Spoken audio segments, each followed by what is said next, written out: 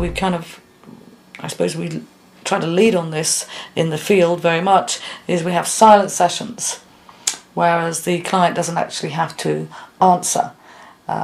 We just ask them the questions and they nod when they're ready for the next question.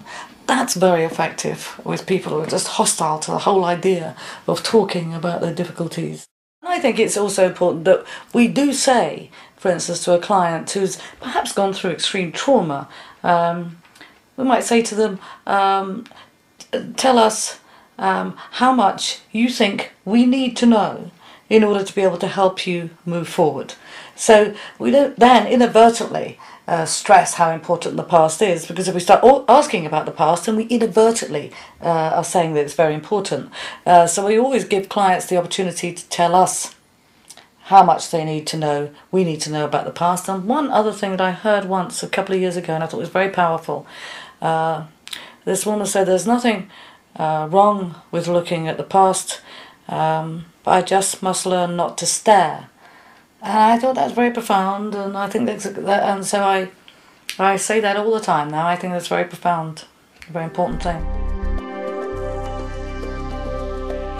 Eileen, can you tell me what's the difference between solution-focused brief therapy and just positive thinking? Oh, I love that question actually, because if you don't know anything about solution-focused brief therapy, and people think, is it just about positive thinking?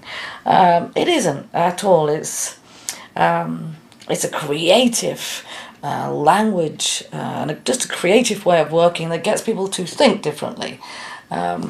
Positive thinking, I have to say I'm not very good at positive thinking. Always seeing the bright side of things. No, that doesn't come naturally to me. But the language of solution-focused is about getting people to think differently.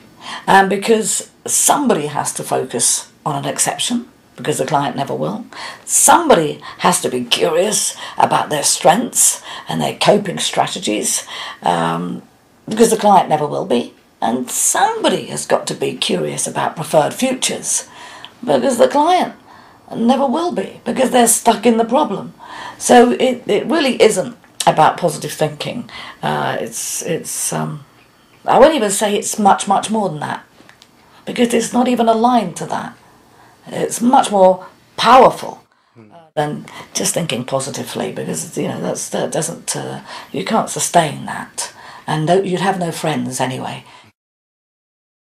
And if you think about it, people say sometimes, well, we can't ignore the problem, this child won't attend school. And I always say, okay, so how long have you been working with the problem and discussing the problem with the child? Oh, well, 3 months and there's been no move on. So I said, well, if that was going to work, it would have worked by now. Yeah. So what have you got to lose? Maybe just talking about times that one day maybe when he made an effort to attend, maybe that might give you something more than, but if it works, I always say, look, if it works, keep doing it. Talk about the problem. If you say to a child, look, you're not going to school and you must go to school. If they say, oh, why didn't somebody say, I'll go to school straight away? Then, keep doing that. Yeah. That's, I suppose, would be my answer. Okay, now I will scale you. Scale of 1 to 10. 1 is, well, the lunch was nice. I mean, I don't know how I'm going to be using this now. And 10 is, I've got some extra tools. And it's not rocket science. There is no reason why I can't use this in my work. Have I got any 1s? Oh, sorry. Have I got any 10s? Oh, lovely. I'll go out while the going is good.